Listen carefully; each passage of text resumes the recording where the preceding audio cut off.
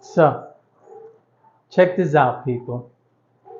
I want to give a shout out to two commenters who had watched one of my videos recently and didn't like what I was saying. Most of the comments that I get when I speak against AMC or GME are negative, hateful comments because these idiots who believe in what they're being told by these scumbags on YouTube hate it when someone comes along and tells the truth about AMC and GME and about these scumbags on YouTube who are lying to the masses.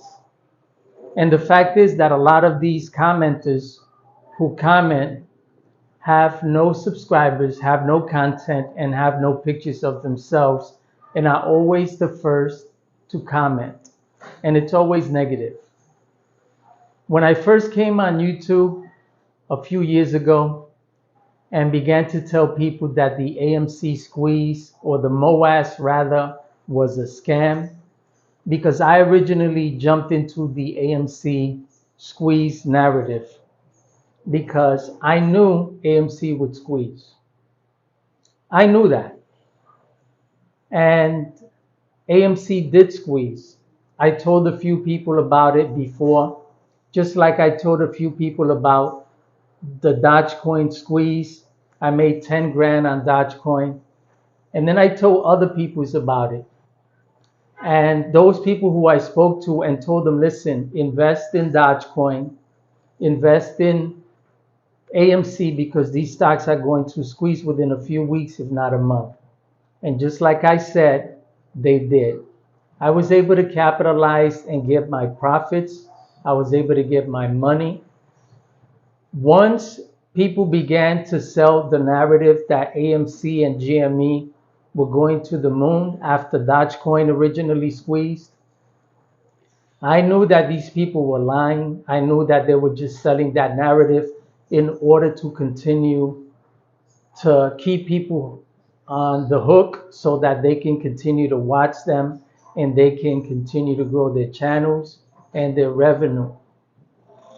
A lot of the people who originally were selling the AMC squeeze, or rather the MOAS, after they sold while telling everyone else to hold, they simply deleted their channels and disappeared.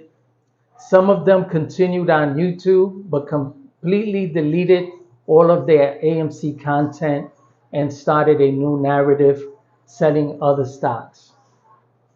And so while I was telling people on YouTube not to buy the hype, not to believe these people, not to believe Trace Trades, Lou versus Wall Street, Al from Boston, Phil for Real, Thomas James, Scavenger Stonks, Short the VIX, Boss Blunt, and all of these other scumbags who have thousands of subscribers who make hundreds, if not thousands of dollars a month on revenue in their discords by selling their t-shirts, by selling their merchandise to people who watch them, because the people who watch them are hopefuls that AMC is going to squeeze. These people continue to sell you this narrative so that you can continue to watch them and buy their merchandise and continue to watch them so they can continue to get their revenue through Discords, through Patreon, through donations, through live streams where people donate. These people don't want to give that up. Those who sold and deleted their channels did so because while they were telling you to hold, they were selling behind your back. And while you were holding and they were telling you, screaming to the moon, AMC is going to the moon, they were selling behind your back. They made millions of dollars and then they left. This is why they're no longer here. This is why they're no longer here. And then you got me, Kevin, who owns a jet, or at least owned it before he got sued, who was screaming to the moon, selling people the MOAS. Nobody got rich. The only people who got rich were people like him through Discords, through donations, through Patreon, and other ways where those who were watching him were believing everything he was saying. He was getting rich while people like you who were watching were getting poor, because since he had millions of subscribers, just imagine if these millions of subscribers were sending him $1. $1. But they weren't sending him $1. They were sending him tens of dollars, $20, $30. And he was getting so rich that he continued to sell this nonsense and people bought it. And then when they lost, when AMC did MOAS, instead it tanked, just like I kept telling them, don't listen to these scumbags. These guys are lying to you. Once AMC tanked, instead of blaming the ones who took their money, the ones who sold them this nonsense, this bullshit, they in turn blamed the SEC. They in turn blamed, what's his name? Ken Griffin. They in turn blamed Citadel, the hedge funds. They blamed everybody but Meet Kevin, Trey's Trades, Lou versus Wall Street, Al from Boston, and all of these original apes who are now crying that Citadel took their money and your money. They didn't take my money. Citadel didn't rob me. The market didn't rob me. The hedge funds didn't rob me. I was smart enough to sell and gain my profits. Take my profits. I got my money. The only ones who cry are those who lose. Nobody who wins ever says everything happens for a reason. The only people who say everything happens for a reason are those who lose, are those who make poor decisions and stupid choices in life. And when things don't turn out their way, then they say everything happens for a reason. But nobody who hits the lotto says that. Nobody who gets a good job says that. Nobody who gets their profits say that. It's only the losers.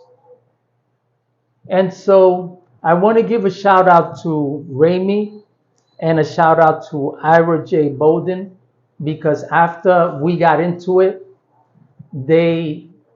we eventually started to come to a point in the conversation where we began to understand each other, and they both understood what it is that I'm trying to say, the message that I've been trying to put out there. And that's that if these scumbags on YouTube can get on YouTube and sell a lie, then I can get on YouTube and sell the truth about these scumbags who are lying to the masses. So shout out to Rami. I'm not sure if I'm pronouncing his name right. And shout out to Ira J. Bolden. Again, we got into it as time went on. We were able to see eye to eye. And Rami, like a real man, apologized. And I apologized back in return, because that's what real men do. So shout out to you, Rami, and shout out to Ira J. Bolden. I appreciate you guys. I hope you keep watching. I don't mind the hate content or the hate comments I get. I'm a big boy. I respond to all of my followers, all of my viewers. I respond to everyone who comment. And for those who want to know why I write in capital letters, why I always write in bold letters, it's because I'm former military. And in the military, we tend to write everything in capital letters. Capital letters are easier to read. An A is an A B is a B, a C is a C. There's no confusing it. When people write in lowercase letters, they tend to write differently. The E looks differently. The A looks differently. But a capital A always looks like a capital A. A capital E always looks like a capital E. There's no misunderstanding, no misinterpretation. And this is why I write in all capital letters. This new generation of children or little girls or little pussies who see me write in all caps and believe that I'm angry because of it need to read the content. Read it. If I say hello in bold letters in all caps, does that sound like an angry person? If I ask you how you doing in bold letters, in capital letters, does that sound like an angry person? Read the content instead of interpreting caps as being angry. Get your money, people.